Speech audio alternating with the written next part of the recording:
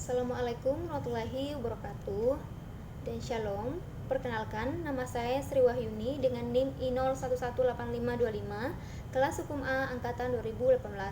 Baik, di sini saya akan menjelaskan beberapa pokok bahasan yang telah dijelaskan oleh dosen pengampu mata kuliah Hukum Perbankan.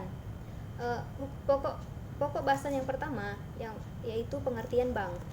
Menurut Undang-Undang Nomor 10 Tahun 1998 tentang perubahan atas Undang-Undang Nomor 7 Tahun 1992 tentang perbankan, dalam pasal 1 ayat 2 menyatakan bahwa bank adalah badan usaha yang menghimpun dana dari masyarakat dalam bentuk simpanan dan penyalurkan kepada masyarakat dalam bentuk kredit dan atau bentuk-bentuk lainnya dalam rangka meningkatkan taraf hidup rakyat banyak.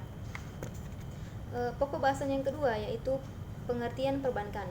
Terdapat dalam pasal 1 ayat 1 Undang-Undang Nomor 10 Tahun 1998 yang menyatakan bahwa perbankan adalah segala sesuatu yang menyangkut tentang bank, mencakup kelembagaan, kegiatan usaha, serta cara dan proses dalam melaksanakan kegiatan. Dalam perbankan ini meliputi jasa setoran, yaitu setoran PDAM, listrik, telepon, dan asuransi. Pembayaran gaji dan pensiun, jasa pengiriman uang dalam negeri dan luar negeri atau transfer.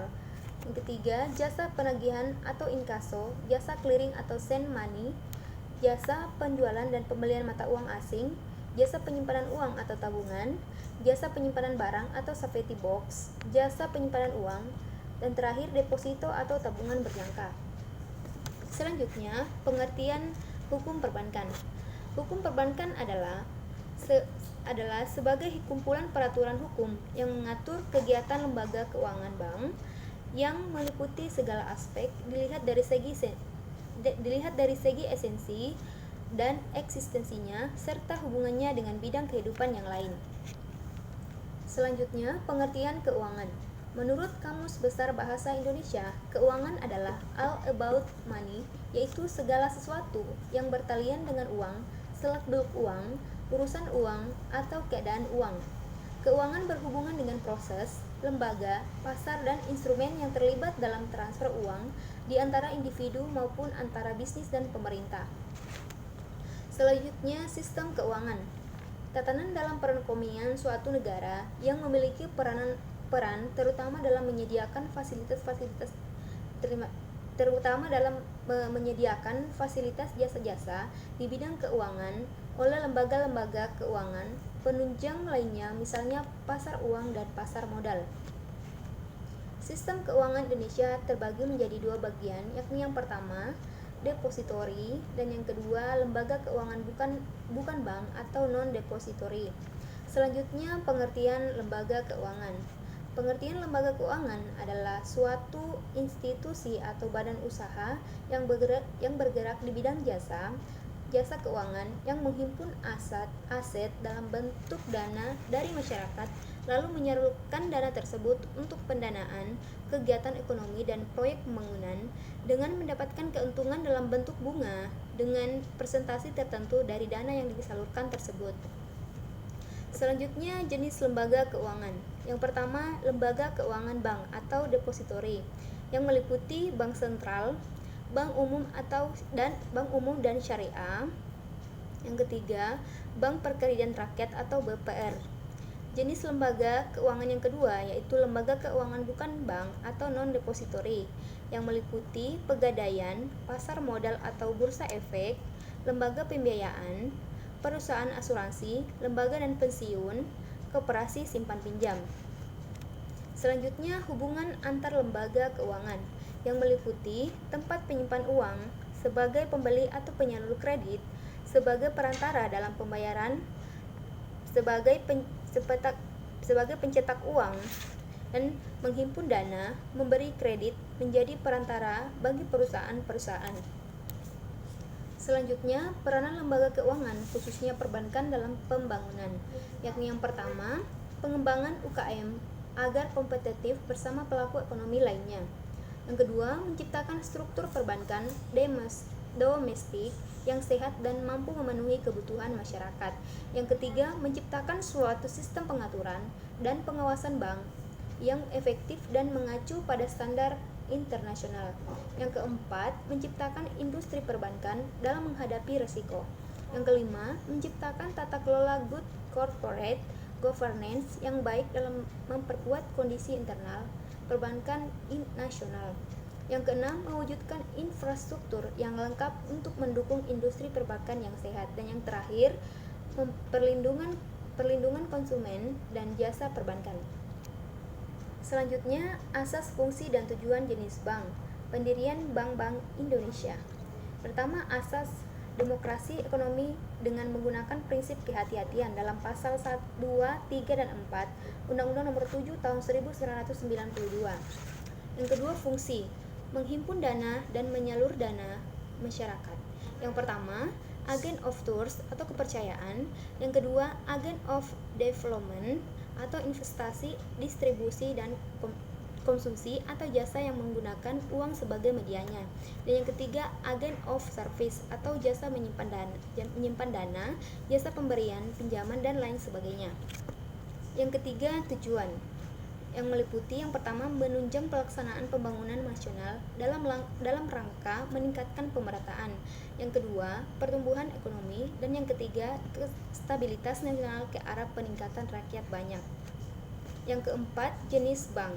Yang pertama, jenis bank yang pertama itu bank sentral, yaitu mengawasi kegiatan moneter atau LK.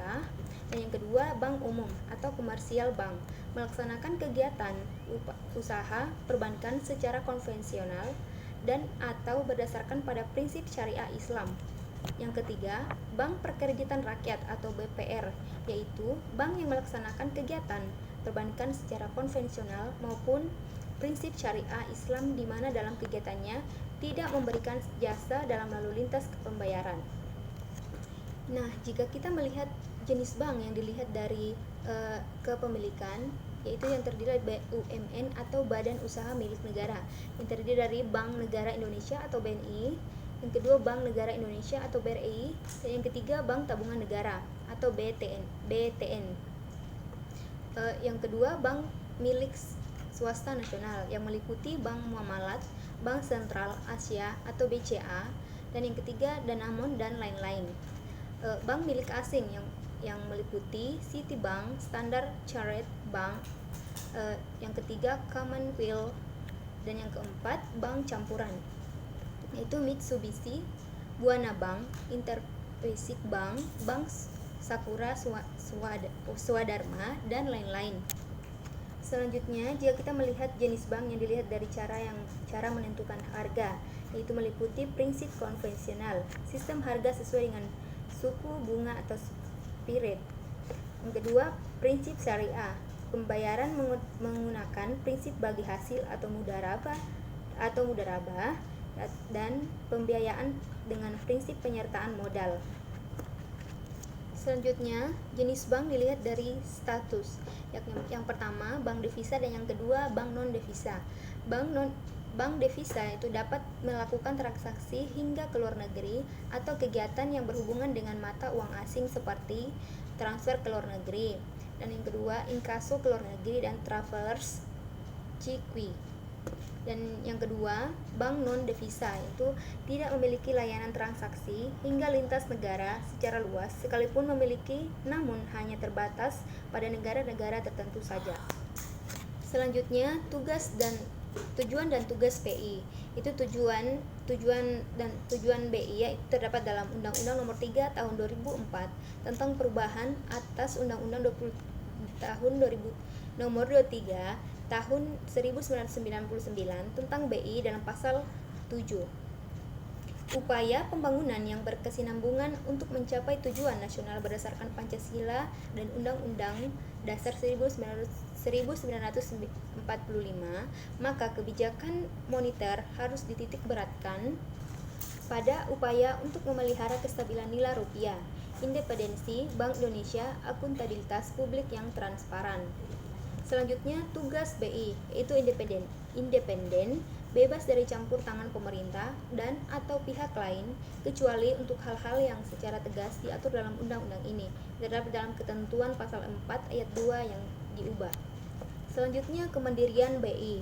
untuk menjamin keberhasilan tujuan memelihara kestabilan nilai rupiah dan lain-lain. Selanjutnya, pengawasan dan pembinaan BI. BI menetapkan peraturan memberikan dan mencabut izin atas kelembagaan dan kegiatan usaha tertentu dari bank, melaksanakan pengawasan bank, dan mengenakan sanksi terhadap bank.